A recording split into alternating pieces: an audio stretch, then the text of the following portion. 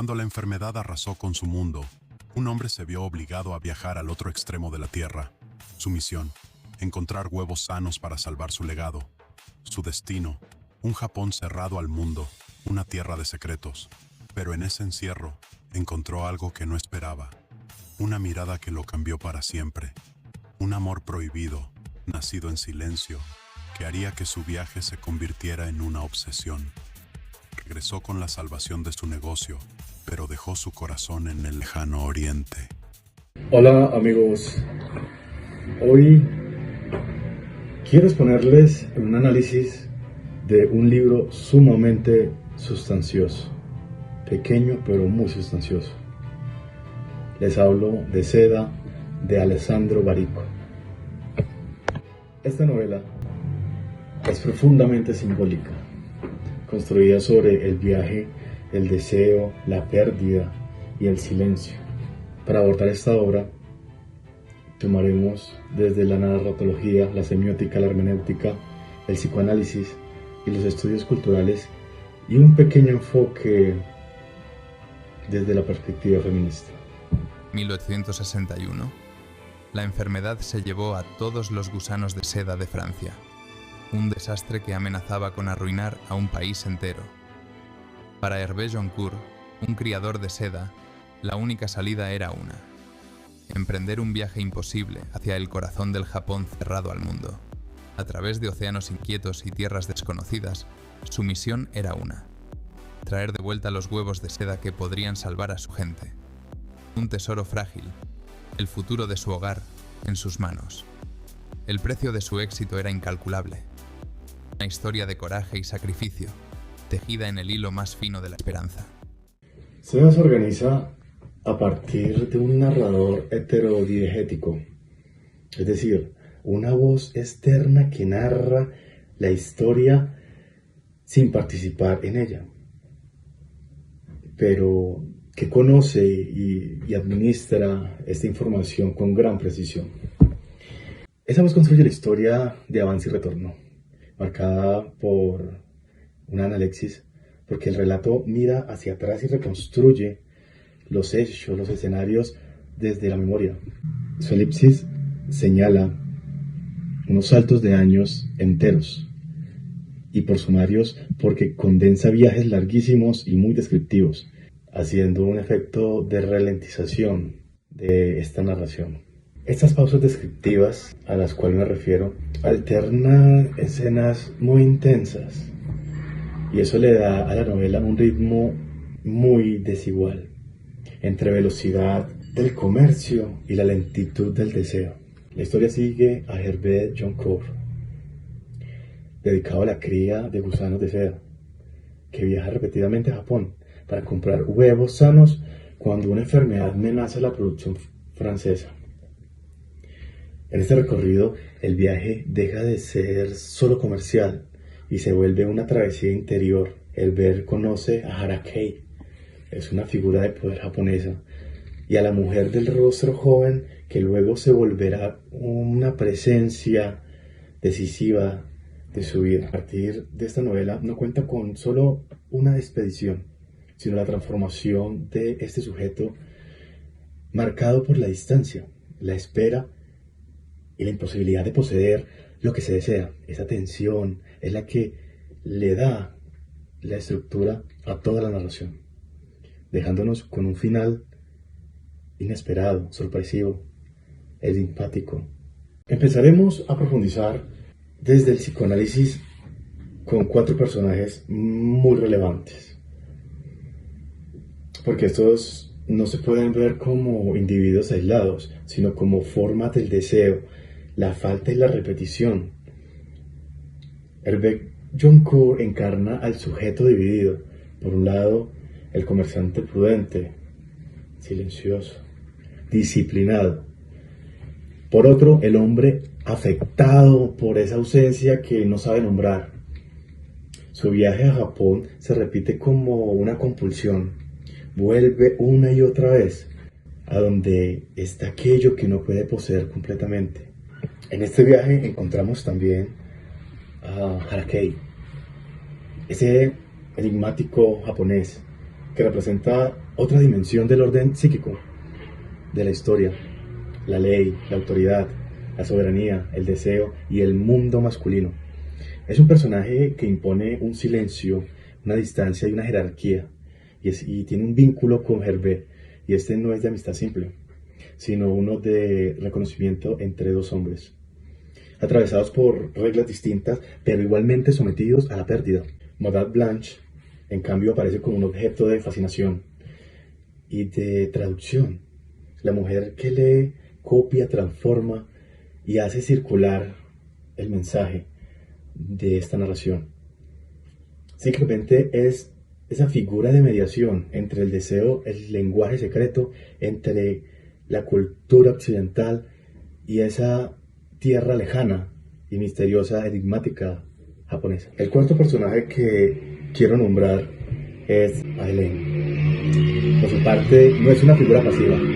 Aunque aparece muchas veces en silencio, sostiene la vida doméstica, la espera y la promesa del retorno. Ella es la esposa de Hervé. Ella funciona como un ancla afectiva al occidental, pero también como una presencia que revela la fragilidad del vínculo. Su papel es decisivo porque no se limita a acompañar. Aileen se interpreta y se protege. En ella el amor no se expresa con escándalo, sino con una contención. En conjunto, estos cuatro personajes son mostrados en la novela como un deseo que no se resuelve, sino que se desplaza. Y ese desplazamiento es justamente lo que hiere a Hervé y lo vuelve a Aileen, la figura más silenciosa, resistente del relato. En esta novela encontramos miles de signos. Vemos que Seda está hecha de signos que nunca son inocentes. La seda, por ejemplo, no es solo un material, es un signo de fragilidad, es un lujo, es comercio, es tactilidad, es seducción. Los huevos y las larvas representan la vida amenazada, pero también el valor económico de lo invisible. Las flores azules, el anillo, la carta escrita en ideogramas, el velo y el palanquín de jaulas y los pájaros configuran una red simbólica, semiótica, que habla de encierro y libertad, de encubrimiento y de revelación. Desde la perspectiva gameriana, estos signos se abren a interpretaciones más profundas y es la invitación global de esta novela. Los pájaros no son solamente aves, son el deseo de fuga, son el destino, son un presagio. Es la vida que se escapa. La jaula, por otro lado, es el espacio de la captura, pero también la imagen del sujeto moderno atrapado por su propio anhelo.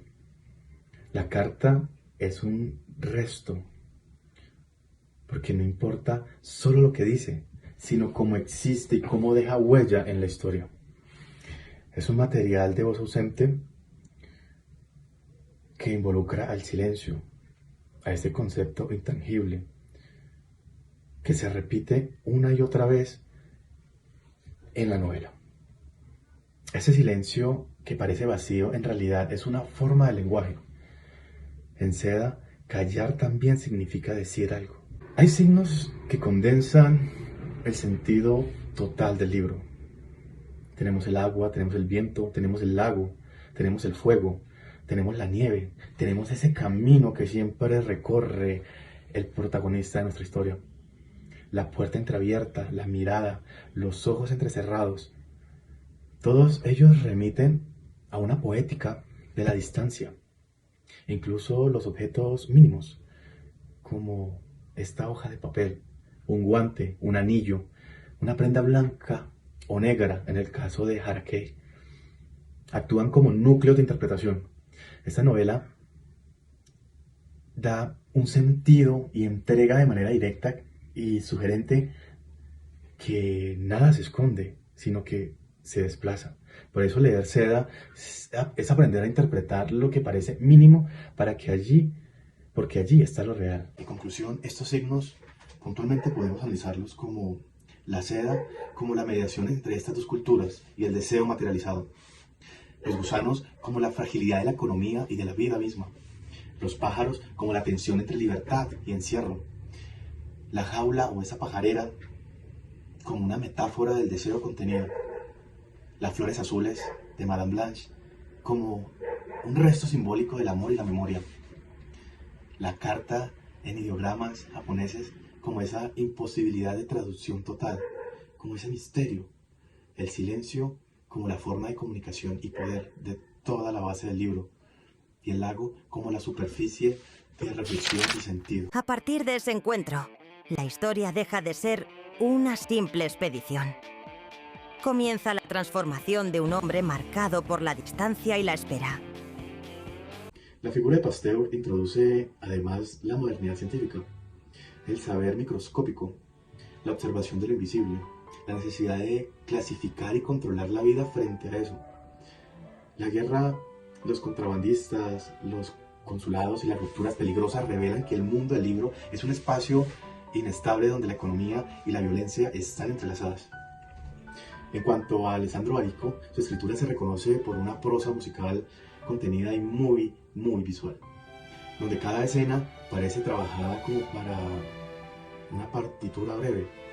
Seda nace de una sensibilidad, una historia mínima, pero de enorme densidad simbólica, donde el viaje exterior refleja una modernidad global, al mismo tiempo una intimidad herida. Esta novela no es solo un comercio, sino la circulación histórica del deseo entre Oriente y Occidente, entre el mercado y la imaginación. Sobre su tumba, una corona de flores azules. Entonces se comprendió todo. Hélène comprendió que el amor no era posesión, sino lenguaje. Y buscó una voz prestada para decir lo que nunca había dicho. Pidió a Madame Blanche que escribiera, o tal vez que tradujera, su deseo. Aquella carta, aquella voz lejana, siempre había sido de Hélène. Amó sin irrumpir, sin exigir, con una profundidad capaz de sobrevivir, incluso a su propia desaparición. El final de C es profundamente significativo, porque Hélène, que ha sido durante mucho tiempo una presencia lateral, una sombra en la trama de ella, termina opacando el centro ético de la historia. Ella espera, ella sostiene, ella comprende y finalmente deja partir. No es una mujer decorativa, es la conciencia silenciosa y su voz refleja que el amor no consiste en poseer, sino en permitir la libertad del otro, la libertad de Herbert, aunque esto implique perderlo. Si leemos el final desde Hélène, no es solamente una despedida, es una afirmación subjetiva. Ella sabe, ella ve, ella calla, ella escribe con ausencia. Por eso su lugar es tan relevante, porque en un relato dominado por el viaje masculino, la jerarquía masculina, ella representa la permanencia, la lucidez y la memoria. A través de una narrativa precisa, un sistema simbólico denso y una estructura cuidadosamente elaborada, Barico logra construir una obra donde lo esencial no se dice directamente, sino se sugiere. Finalmente, la lectura desde Hélène permite comprender que la historia no pertenece solo a quien viaja, sino también a quien espera, a quien observa y sabe comprender ese silencio.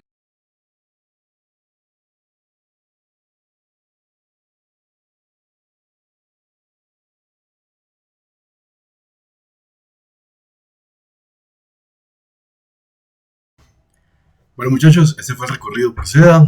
Yo soy Marlon Alfredo Martínez, estudiante de tercer semestre de la licenciatura en Literatura y Lengua Castellana. Hasta pronto.